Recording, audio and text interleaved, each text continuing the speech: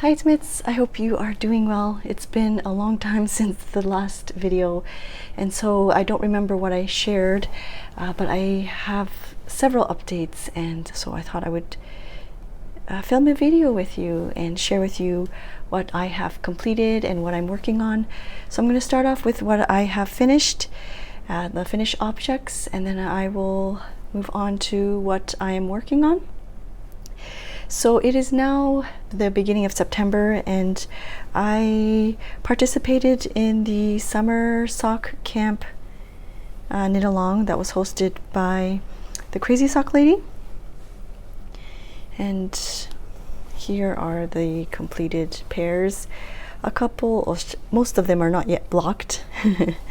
One pair you can probably tell I've worn many times. Let's start off with this one here. This is a DK weight sock, and the yarn for both of these is by Fiberesque, which is a Japanese yarn dyer. It's really I decided to make them all shorties, and this is my first time trying out this like garter flap here. I followed the free pattern by Stephen West for the DK Scrappy socks, and originally I was going to do all this part in the contrast color, but I was so into it that I forgot to do it while I was doing this garter section, and so I realized after the fact, and so I just added that little accent there on the bottom. But oh, I really enjoy how fast DK weight socks goes. Like, they knit up so quickly. But yes, so here's the first pair for the summer sock camp, or actually these were I think the most recent finished pair for summer sock camp. I don't remember which, maybe it was this one was the first one. I don't recall the pattern because it was so long ago, but this was one of the first times I used, oh, this pattern is probably by the Bakery Bears, Kay from the Bakery Bears, and this is one of the first times I did this. She has written up in her pattern an umbrella toe, and this is the first time doing it. This is what it looks like. This is not yet blocked, but it was very easy to follow, and can't probably see the beautiful texture and stitches there. And this yarn, both of these yarns were a set. Actually, these three, 1, 2, and 3, were a set from Monacan Fibers. And it included a 50 gram, and then I think it was a 20 gram for the yellow. And oh yes, and this is also one of the first times I did this like garter edge. I'm not sure if I enjoy it, maybe because it's just my first time doing it, but she says that it makes things a lot more neater, and I think it does as well, but yes, I'm not really used to it yet. So I think so far, out of all the heel flap and gussets, this was so easy, and I don't know if it was because it's DK weight, but for this sock there was a lot of new things for me to try with the umbrella toe and then this garter edge there. I will leave the pattern name, all the information down below in the description if you are curious. So this sock is just a basic sock. I didn't do any of the 2x2 ribbing. I just wanted to do something different. I used the contrast for this top part, and just one line here when I started doing the decreasing. I should have probably done 2 because I don't feel like it pops out enough. And then with this heel, it's the I will post the name here because I don't recall off the top of my head, and I will post the link below to the free pattern that I used. for this heel. So I wanted to do an experiment a little bit, and you can see the difference very clearly here. Sorry, I forgot to mention I used 2.25 millimeter needles. I think that's a US one. For most of my socks I do 2.25 and 56 stitches. This one I used a 9-inch circular, and then just a regular, I think it was 80 centimeter one, with this, the 32-inch. And you can see I definitely knit tighter that way as opposed to the 9-inch. Fit wise, I'm not 100% sure because I haven't blocked it yet. But I feel like probably this is a lot more comfortable for me, I'm not sure, but we'll have to see. But it's just interesting to see that with the 9-inch it's quite different. So there's that pair, and here is my 4th pair for summer sock camp. You can see I've worn it many times already. I've washed it. I don't really hand wash my socks, they just go in the regular wash.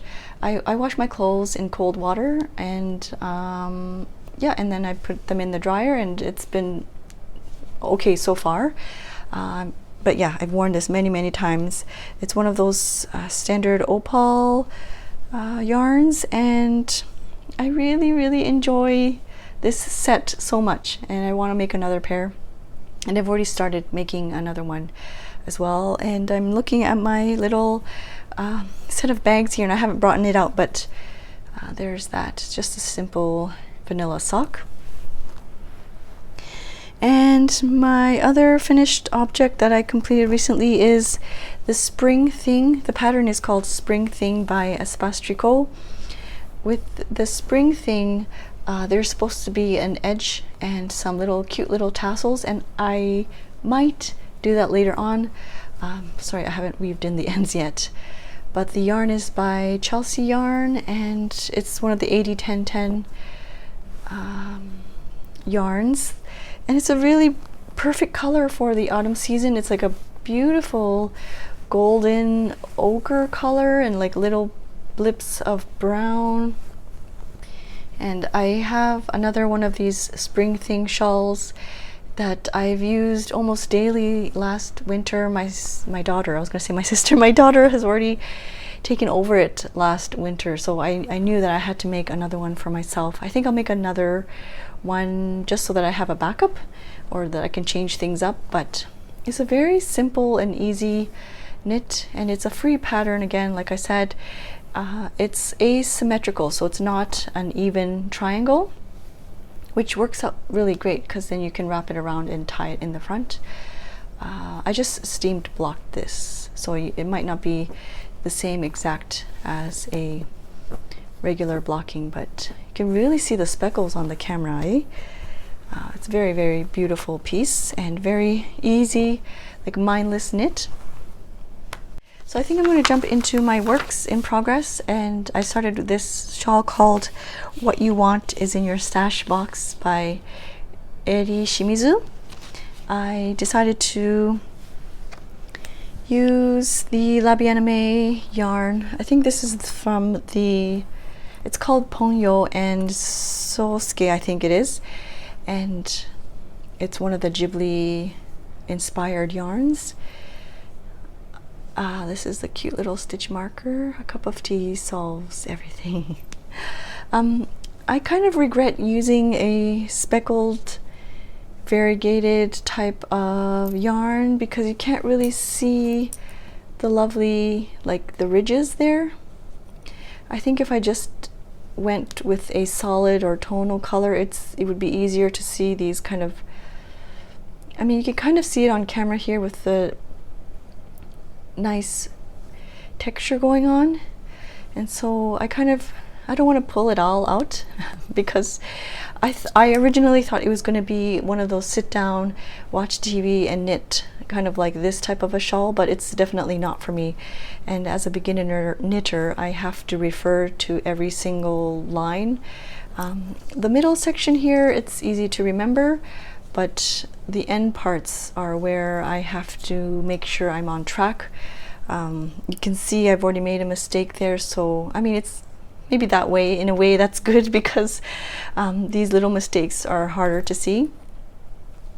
But if you don't follow along properly, like these ridges won't line up. But it's a beautiful design, and so if I were to make this again, I think I would choose a more solid color. But I'm loving this vibrant, like peach pink with yellows and greens and lime, mint colors. It's very, very pretty yarn. So there's that one there. I don't know why, but I'm working on several sweaters. I didn't bring out the Beaufort 5 cardigan. I started this on a whim, and now I'm struggling to finish it. This is the very famous Ranunculus by Midori Hirose. And sorry, this is the back side. I ended up doing the short rows. I knew I was going to be short on the yarn, so I've already finished using one of the yarns, like the main yarn, and so I've kind of substituted it with this one here, which is like you can hardly see the difference, which is nice in a way. And it kind of worked out so that like the ribbing part will be in this color, but it's a very, very subtle difference, so I think it's going to be okay. But yeah, I've already made mistakes in this section, but I think that's fine. It's going to be a quite of a cropped sweater, I'm thinking. I haven't bound off on the edges there, because what I'm doing right now is I'm just knitting what I can for the arms, and then I'll come back and finish off the edge, and it's probably going to be cropped, but I'll wear it on top of a shirt or something. But I'm just really frustrated with myself because I get a little lazy sometimes, and when I'm sitting down and ready to knit, I have my shawl on and I've plopped myself down on the ground and ready to knit, and I forget my pattern, and I'm too lazy to go and get it to see my notes. And you can see I've done different ribbing, so I'm gonna have, this is my third time pulling it out and redoing it, and yeah, it's a little frustrating, but it's almost there, and I'm hoping that it will be done soon, hopefully by the time it gets cooler here in Tokyo. But I'm using a mohair by Chelsea Luxe. This mohair is by Philocana, I think, and this is Derurum Natura and Ulysses, I want to say, but I don't remember. I will have to leave my Ravelry page information. But yeah, the fabric knit up so nicely. I think it will be a little bit different once I block it out. Sorry, the main one is from the Plucky Knitter I received as a beautiful gift, and this main body section is turning out really, really nicely. I knew that I was running out of yarn, so I ended up switching the needle sizes. You can kind of see here, like the gauge is a little bit different, but I don't think anyone's going to notice. We'll have to see after I block it. But so there's that one sweater in progress. And then this one here is the Soldotna crop. I'm sorry, my yarns are all over the place. It's tiny. I think I selected the wrong size, or maybe it will block out nicely. It fits my daughter, so in a way I'm kind of glad that it fits my daughter. There's the short rows in the back there. I don't know if you've done this Soldotna crop. Do you do the short rows? I feel like it kind of goes up the neck too much, or maybe it'll block out nicely. But yeah, this is my first ever color work. You can kind of see the tension is tight here. I'm gonna have to see after it blocks. I miss just doing a regular stockinette. I just want to do like a whole section of stockinette, so I'm kind of spacing it out a bit so that I'm not having to do these smaller ones. And so you can kind of see I'm gradually spacing it out. I'm using some beautiful yarn that was gifted to me. It was a gift.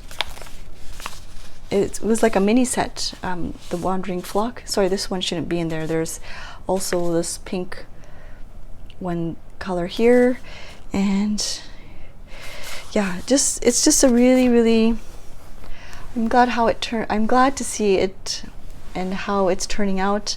I'm gonna try and block it and see if it'll fit me, but if not, I can always gift it to my daughter. Quickly share with you, I did see that I have the cardigan here by Isabell Kraemer, and oh, it's so beautiful when you look at it like this. I don't know why, it's just really slow. This texture part is really slow for me, and it's not like I need to look at a chart. I've already pretty much, it's an easy to follow, but it's very slow going for me. I think it's because it's a sport weight, and with the other sweaters that I've made, it's worsted, so I feel like it goes quickly. But I think it'll be so nice to use for this autumn season, and I'm excited in a way to get it done, but it's just taking a little bit longer. Okay, so I think that's about it. I will pop in some video clips I think I have of some yarn that I've purchased in these past several months, but I'm so glad that you've joined me today, and so that I can share with you what's been going on with my kind of knitting adventures. And I'm still very much into knitting, and of course journaling as well as my hobbies. So my days or evenings are usually filled with either journaling or knitting. I hope you enjoyed your time here with me. If you have any questions, please let me know. I will post the information to the Ravelry as well as my Instagram. And I'll see you soon. Thank you so much for watching. Bye bye.